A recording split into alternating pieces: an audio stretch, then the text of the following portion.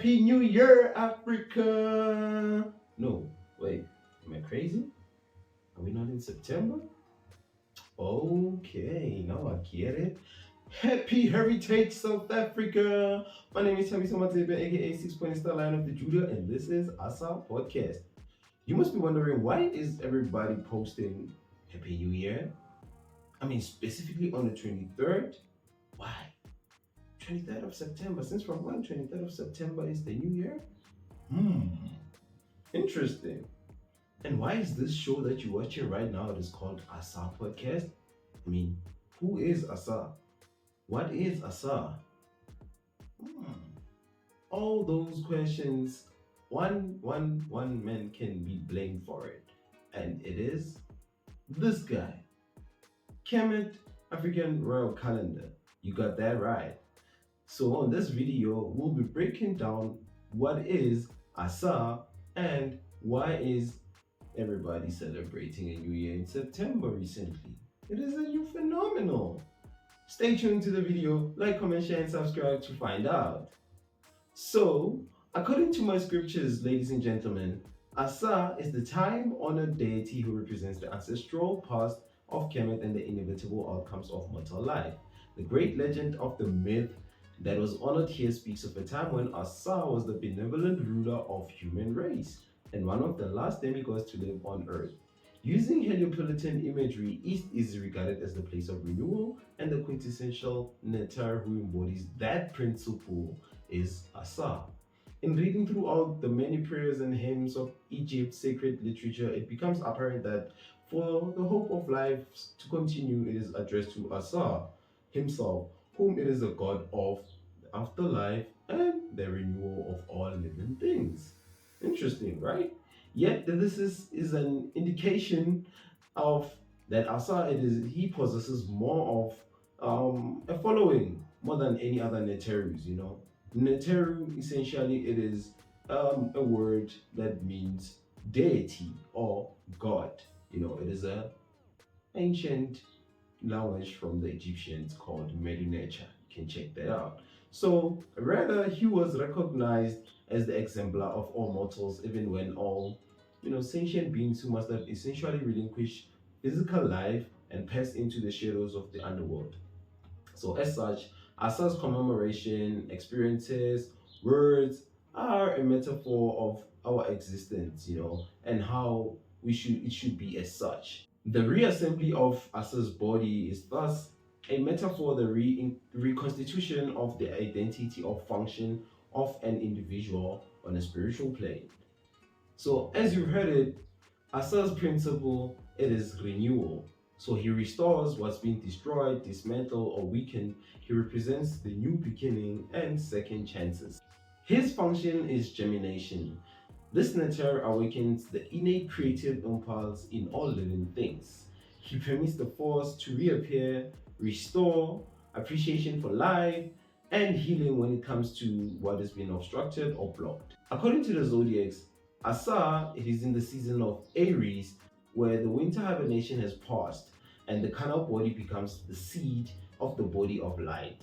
So now I believe that you can tell that Asar is predominantly associated with the sun. So as the solar passes through the constellation along the ecliptical belt of the sky throughout the tropical year in the beginning of the spring equinox. And equinox, it is a Latin word which simply means equal night. So it is when the day and night share equal length, and symbolically when the body and the soul are in balance between the visible and invisible world. In ancient time, this period coincides with the return of the constellation of Orion's belt in the sky, a harbinger of powers of Asar becoming renewed.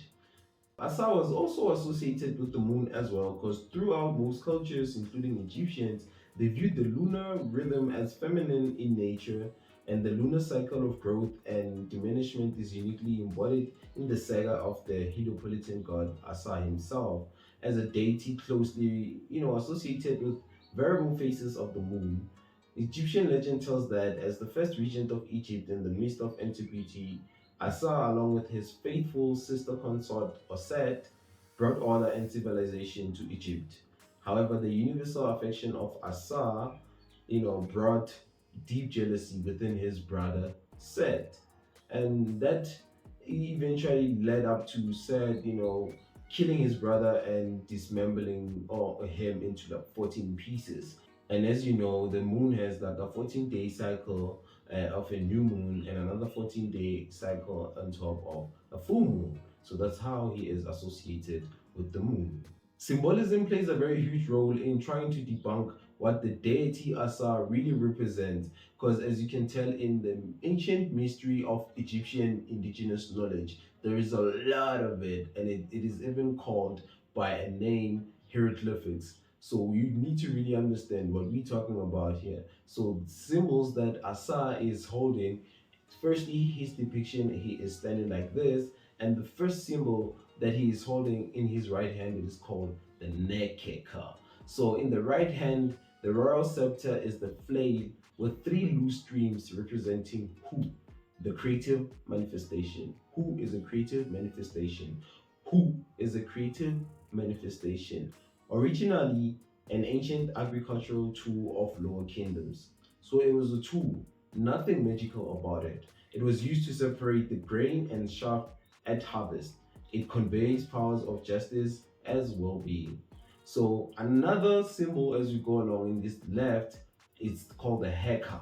The crook originally is the shepherd's staff, is one of the scepters of royalty. It represents the divine pattern of Ma'at that guides humanity. In the left hand, it extends Sia, and the innate wisdom awakens by the monarch itself. And as per tradition out here on Asar podcast, we're going to tell you the association of the Neteru or the deity. And as we started earlier on, we told you that the zodiac, it is Aries. Why Aries? Isn't it Libra? So to begin with, you must understand that the seasons in the northern hemisphere and the southern hemisphere are inversely different. So when the northern hemisphere is experiencing spring, in the southern hemisphere they're experiencing autumn. So now we are in the spring equinox, and in the northern hemisphere they are experiencing a autumn equinox, which it begins on the 23rd of September up until the 22nd of October, the entire season of Asar. So now you get to understand why is everybody celebrating a new year, because of this guy right here.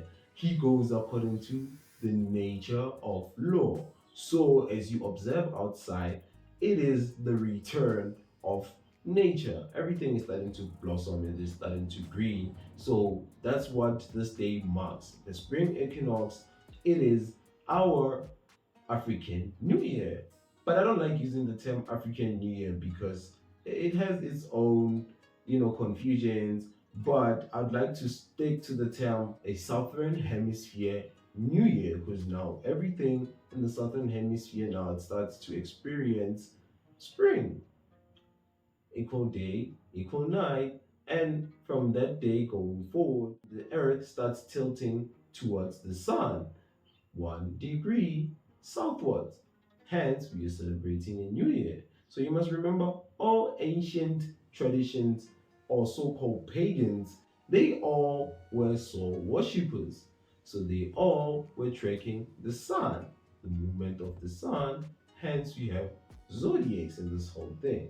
So moving right along, the stone, it is malachite, and the color is green. The metal is iron.